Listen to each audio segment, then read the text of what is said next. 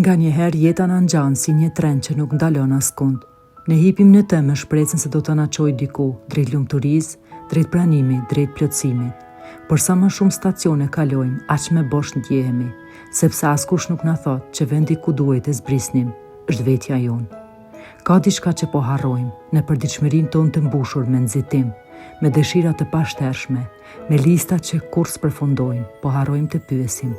Pse po vrapoj kaq shumë? Çfarë po kërkoj pas gjithë kësaj dashurie, gjithë këtij suksesi, gjithë kësaj vëmendjeje? Po lodhemi duke ndjekur paran, po e lidhim gjithë shpresën tonë me idenë e partnerit të përsosur. Po përpiqemi të dukemi të kompletuar për të tjerët, ndërkohë që nga brenda ndihemi të paplot. Dhe gjatë kësaj rruge po humbim kontaktin me qetësinë, me zemrën, me shpirtin.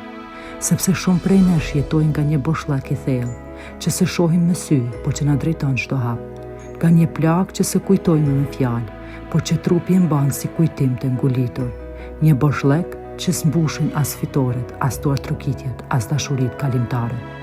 Kjo ndodh sepse jemi futur në frekuencën e ndarjes, të ndarë nga vetja, të ndarë nga burimi, të ndarë nga dashuria pa kushte. Dhe pastaj ndodh mrekullia, kur dikush guxon të ndalet, të hesht, të shikojë nga brenda. Si Hana që për 30 vite jetoj me ndjesinë se nuk ishte dëshiruar, e adoptuar në femiri, e kaloi jetën duke provuar që është e mjaftueshme, që meriton të duhet, por vetëm kur pati guxim të përballet me dhimbjen e saj më të thellë, ndjesinë e braktisjes, filloi të ndjej diçka që s'kishte ndjerë kur më parë, qetësinë e të qenit të plot, si gruaja që shëroi trupin nga tumori dhe psoriaza, por që në të vërtet shëroi shpirtin nga shtypja, nga harresa, nga mbyllja. Ajo nuk fitoi vetëm shëndetin fizik, por u rilind si grua, si qenie e gjallë, e butë, e gjallëruar.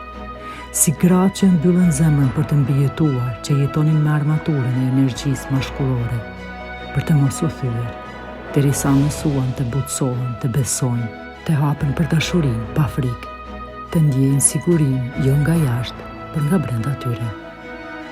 Si nenat dhe bija që shëruan plagët e brezave, plagët që nuk i kishin krijuar vetë, por që i bartnin në heshtje përmes heshtjes së nënës, mungesës së përqafimit të babait, dhe që u shëruan përmes lotëve, përmes faljes, dhe një përqafimi që për herë të parë nuk kërkonte asgjë, veçse pranimin.